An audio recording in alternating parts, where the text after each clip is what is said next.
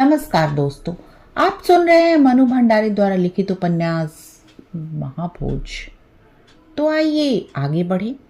अपना भाषण खत्म करके लौटते हुए जब बीसू के घर गए थे सुकुल बाबू और पता लगा था कि बीसू के माँ बाप को बिंदा नाम का कोई आदमी शहर ले गया है, तो उनका माथा ठनका था। पता नहीं कहीं दास साहब ने तो नहीं बुलाया, उल्टा सीधा कुछ पढ़ाकर कुछ दे दिलाकर चुप करा दे। इन गरीब लोगों का क्या है, पैसा जेब में पड़ते ही आता दुख दर्द तो दूर हो जाता है इनका। और यदि मुख्यमंत्री खुद बुला ले तो फिर बस बिछ जाएंगे। लगेगा जैसे जन्म सफल हो गया। और दास साहब ने जब बुलाया होगा तो केवल जेब में ही कुछ डालकर तो रहेंगे नहीं, मुंह में भी जरूर कुछ डाला होगा। अब वही गाते फिरेंगे ससुरे सारे। बिसु की मौत का हादसा हवा का रुख बदलने में बहुत कारगर हो सकता है, पर निर्भर करता है बस इस बात पर कि कौन कितनी चतुराई से ऐसे अपने पक्ष में मोड़ ले। कहीं ऐसा न हो कि उनकी थाली में परसा या भोजन भी दासाहा भी कटक ले। सुकुल बाबू ने मन की एक कचोट बिहारी भाई को बताई तो दूसरे दिन दोपहर तक ही सारी खबर ले आए। बिंदा बिसु का खास दोस्त है, बेहद गुस्सैल और बेधड़क, डरता नहीं किसी से और न किसी का लिहाज करता है। उसकी बीबी रुकमा भी बड़ी बदमिजाज और बदजबान औरत है। शादी से पहले बिसु के स्कूल में पढ़ती थी और बहुत मानती थी बिसु को। बिसु की मौत से दोनों बौखलाए फिर रहे हैं और कानूनी सलाह मशवरा करने के लिए वकीलों के पास गए थे।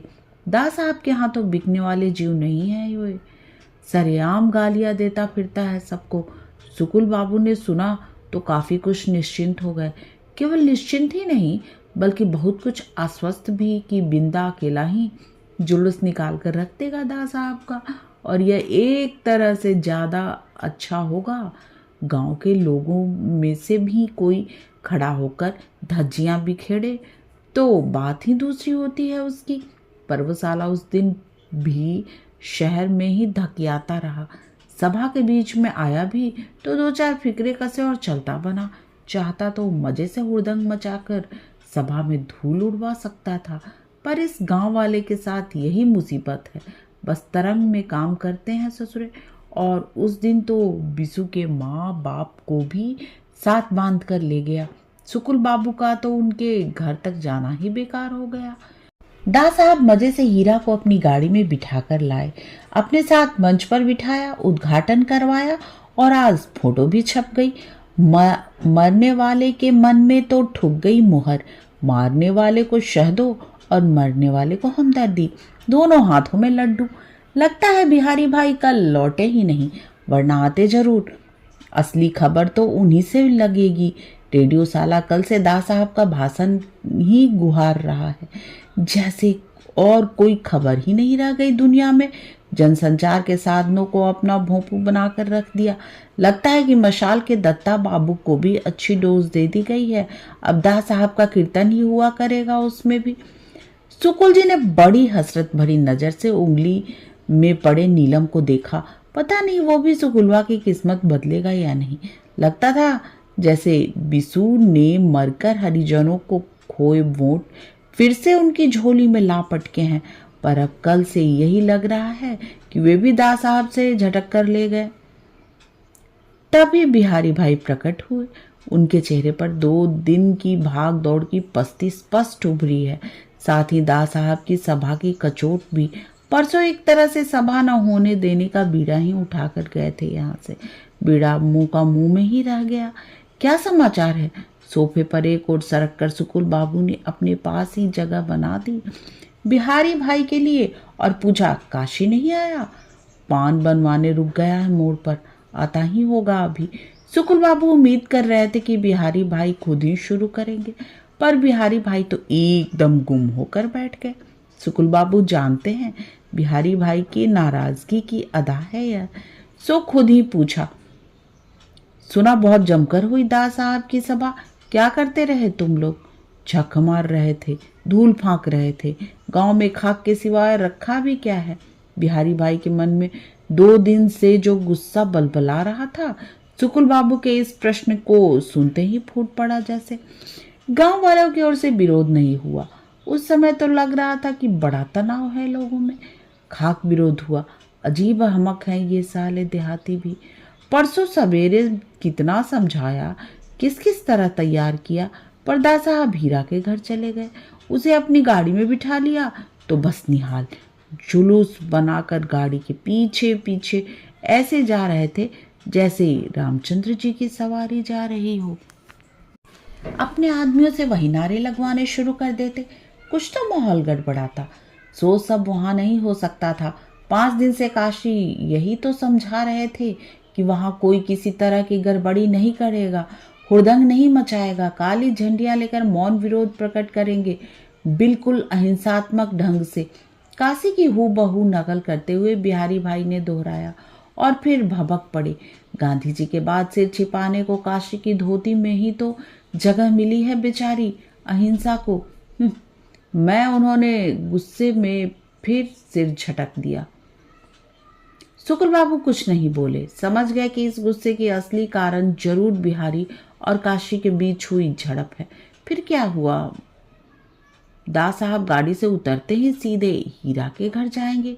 हीरा का घर न हुआ, साला कोई देवस्थान हो गया जहाँ माथा टेके बिना कोई काम ही न शुरू होता हो। जैसे तैसे कुछ आदमियों को मैंने तैयार किया था, सो मंच के सामने बिठा दिया था जमा कर। वे ही कुछ बोल बाल लिए, मुंह में पान का बीड़ा दबाए और एक हाथ से धोती की लौ उठाए पसीने में सराबोर काशी प्रकट हुए। मुंह को ऊपर उठाए, पीक को भीतर ही भीतर साधे हुए उन्होंने सुकुल बाबू से पूछा, जान लिए हो सब हाल? बहुत भिनभिना रहे हैं बिहारी भाई, इन्हें थोड़ा शीतल करो।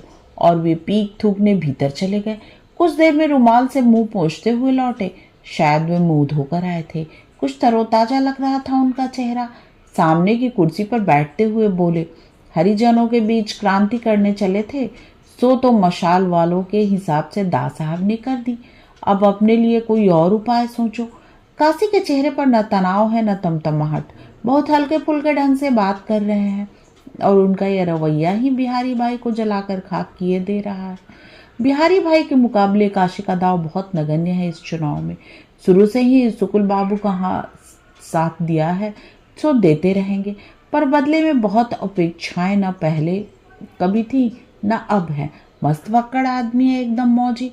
शुक्ल बाबू मुख्यमंत्री थे तो खूब मौज मजा करने को मिलता था।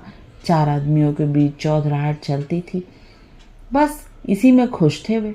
पर बिहारी भाई के तो अनेक प्रपंच जुड़े हुए हैं शुक्ल बाबू के भविष्य के साथ। कहना चाहिए कि सारे परिवार का भविष्य ही जुड़ा हुआ है इस तरह से। इसलिए यह चुनाव शुक्ल बाबू का कम और उनका अपना ज्यादा हो गया है। और यह काशी है कि तमाशा बना रखा है इसको। पर करे क्या? होल तो काशी का है सरोहा पर। शुक्ल बाबू, भोजन में तो अभी देर होगी, इस बीच कुछ चाचू तो पिलवा दीजिए बिहारी भाई को, न हो तो कुछ ठंडा पिलवा दीजिए। अरे हाँ हाँ, शुक्ल बाबू को जैसे अपनी गलती का एहसास हुआ और उन्होंने बगल में रखी घंटी बजाई तो नौकर चाय की ट्रे के साथ ही प्रकट हुआ। देखो, किशन जानता है कि यह काशी आया है तो चाय तो मांगेगा ही। शुक्ल बाबू भूल जाए, किशन नहीं भूलता। बंद बंद मुस्कुराते हुए किशन ने चाय प्याले में डाली और एक एक सबको पकड़ा दिया। काशी ने दोनों टांगे ऊपर चढ़ाकर कुर्सी पर ही आलथी पालथी मार ली और चम्मच से चीनी हिलाते हुए बोले, देखो बिहारी भाई, अब इन गांव वाले को बहुत कोसने गलियाने से तो कुछ होगा नहीं। जैसे हैं। फिर एक घूंट चाय का सुड़क कर बोले, तुमने तो उनके लिए कभी कुछ किया ही नहीं, पर विष्णु ने तो जब से होश संभाला इन्हीं के लिए मरता खपता रहा था। लेकिन 5 साल पहले जब बिना वजह पकड़कर इसे जेल में डाला गया था तो सब सांस खींचकर बैठ गए। तब तो इमरजेंसी भी नहीं थी, फिर भी किसी ने चू तक नहीं की। फिर दूसरा घूंट सुड़क कर बात जारी रखी। इस आगजनी की घटना के बाद 1 हफ्ते तक बिसु से कतराते रहे थे हरिजन टोला के लोग। अपने यहाँ आने को मना कर दिया था। डरते थे ज्यादा मिलेंगे जुलेंगे बिसु से तो कौन जाने उन्हें ही जलवा मरवा दिया जाए। मेरी तो देखी जानी है सारी बात, तो तो फिर क्यों सारे दिन आप बखान करते रहते हैं? क्रांति गांव से आएगी, गांव से आएगी, गरीबों के तबके से आएगी, सो तो ठीक है। जब सही माहौल बनेगा, स्थितियां ठीक ढंग से आकार लेंगी, तो आएंगी वहीं से क्रांति। ये जमा खातिर रखो तुम। गर्दन झटक कर बात को परे झिझक दिया बिहारी भाई ने। अरे तुम्हारी हूं से बात नहीं उड़ेगी, समझे? क्रांति जब भी आएगी वहीं से आएगी, तुम्हारे हमारे किए नहीं होने की क्रांति। और इन किराए के जुटाए हुए लौंडो लपाड़ों से तो कभी भी नहीं। अंतिम फैसला दे दिया काशी ने। रहने दीजिए, इन लोगों को आज तक पैसे का फायदा दिखाई दे तो कल के लिए पूरी जिंदगी गिरवी रख देंगे अपनी। ये करेंगे क्रांति। बिहारी भाई का तेज और आक्रोश तिल भर भी नहीं घट रहा है। सो तो है ही। काशी ने चाय का दूसरा कप भरते हुए कहा, तुम्हारी तरह शास्त्र भी नहीं पढ़े और जेबें भी नहीं भरी हुई हैं बेचारों की। जो कौड़ी कौड़ी को मुहताज हो, उसे जहां भी 2 पैसे दिखेंगे उधर लपकेगा ही। तो फिर ठीक है, जोरावर के वोट हैं ही दास साहब के, हरिजनों के वोट भी उधर ही जाते हैं। तो फिर यहाँ क्यों मगज पच्ची करने बैठे हैं? अपने अपने घर चलकर सोइए मजे से, 4 साल बाद आंख खोल लेना। सारी बात का उपसंहार करते हुए बिहारी भाई ने कहा और शरीर को एकदम ढीला छोड़कर पीठ को सोफे पर टिका दिया। आज के लिए बस इतना ही। तब तक के लिए आज्ञा दीजिए और हाँ, चैनल को लाइक, शेयर और सब्सक्राइब करना ना भूलें।